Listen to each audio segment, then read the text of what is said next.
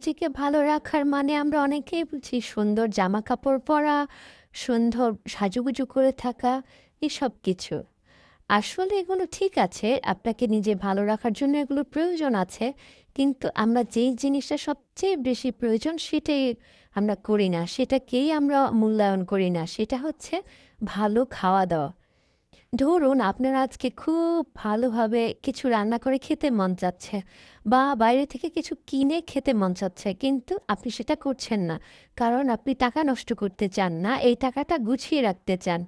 আচ্ছা, কখনো কি চিন্তা করেছেন আপনি যখন থাকবেন না, কালকে যদি আপনার আল্লাহ না করুক কিছু হয়ে যায়, তখন এই টাকাটা কি হবে?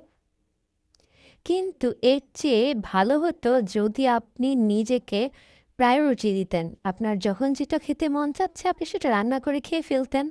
তাহলে হতো কি আপনার শরীর, মন সবই ভালো থাকতো। এবং আমরা ওই যে পয়সা উসুল বলি না? যেমন আপনি টাকাটা জমালে একটা গোল্ড কিনতেন, সেটা আপনার মনে হচ্ছে যে অনেক আপনার পয়সা উসুল ব্যাপার। কিন্তু আপনার মনের যে চাওয়া, আপনার যে তৃপ্তি, সেটা যখন পূরণ হতো, সেটাও কিন্তু এক ধরনের পয়সা উসুল। যেমন গোল পড়লে আপনার খুব ভালো লাগে, আপনি যদি প্রায়োরিটি আপনাকে দেন, তখন আপনার কাছে নিজের ভালো খাওয়াটাকেও আপনার খুব ভালো মনে হবে। তখন আপনি বুঝতে পারবেন যে হ্যাঁ, এটাতে আমার পয়সা উসুল হয়েছে। বা আপনার বাইরে থেকে কিছু খেতে মন চাইল, কিন্তু আপনি খেলেন না। এতে কিন্তু লস আপনারই হলো, কারোর কিছুই হলো না। আপনি যদি বাইরে থেকে কিছু খেতে মন চায়, আপনি নিজে তখন সে টাকাটা খরচ করে খেয়ে ফেলতেন, তাহলে আপনি নিজেও ভালো থাকতেন, আপনার আত্মাও ভালো থাকত।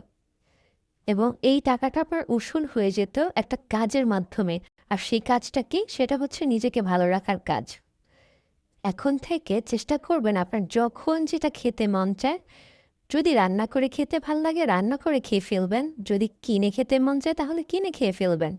ধরুন অনেক দামি একটা ফল আপনার মন চাচ্ছে যে জীবনে কখনো খাইনি, একটু খেয়ে দেখি। দেখেন না ভাই, নিজেকে ভালো রাখার জন্য নিজের শখটা একটু পূরণ করেন না।